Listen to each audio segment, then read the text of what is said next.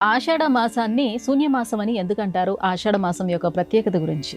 భారతీయుడికి ఖగోళ విజ్ఞానం తెలిసినట్టు ప్రపంచంలో మరెవరికీ తెలియదమ్మా. ఖగోళంలో సంచరించేటువంటి గ్రహముల యొక్క ప్రభావం మానవాళిని ఎలా ప్రభావితం చేస్తుందో క్షుణ్ణంగా తెలిసిన ఋషి ఏ సమయంలో ఏ ధర్మాన్ని ఆచరించాలి, ఏ పనులు చేయాలి అన్నది చాలా స్పష్టంగా తెలియజేశాడు.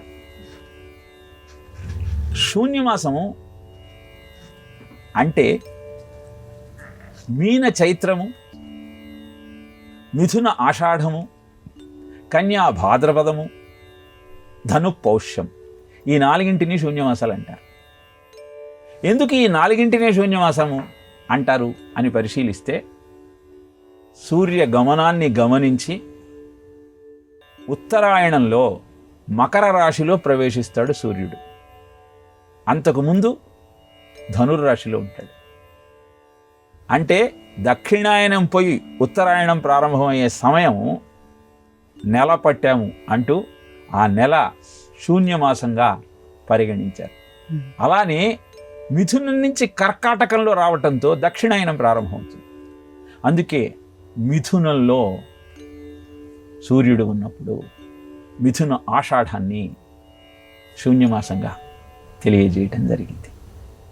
అలానే తులలో సూర్యుడు నీచ, సూర్యశక్తి తక్కువగా ఉంటుంది ఆ సమయంలో. అందుకే కన్యలో సూర్యుడు ప్రవేశించే సమయం భాద్రపద మాసం కాబట్టి కన్యా భాద్రపదాన్ని శూన్యమాసం అన్నారు. ఇలా సూర్య గమనాన్ని అనుసరించి మనం శూన్యమాసాన్ని గుర్తిస్తాం.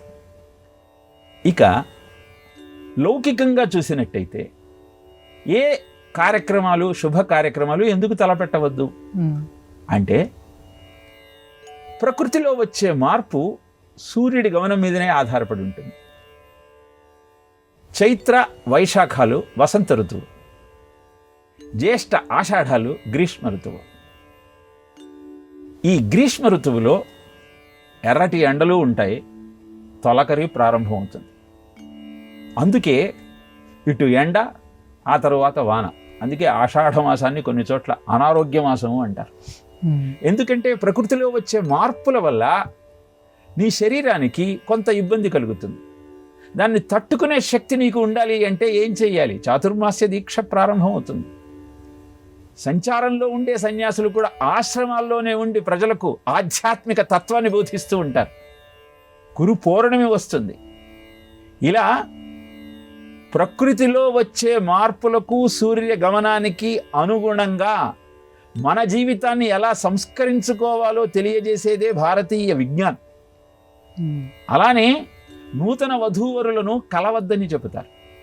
ఎందుకు అంటే, ప్రసవము ఎండాకాలంలో ఎర్రటి ఎండల్లో ఇబ్బంది పెడుతుంది కనుక.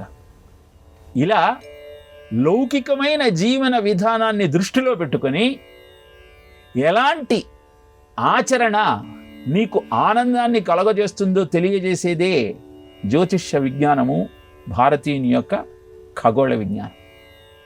ఇక జ్యోతిష శాస్త్రం ప్రకారం చూస్తే, శుభగ్రహమైన శుక్రుడు అస్తంగతుడవుతాడు. దానివల్ల ముహూర్తాలు ఉండవు. ఈ విధంగా ఆషాఢ మాసం అనేది మనకు శూన్యమాసంగా పరిగణింపబడుతుంది.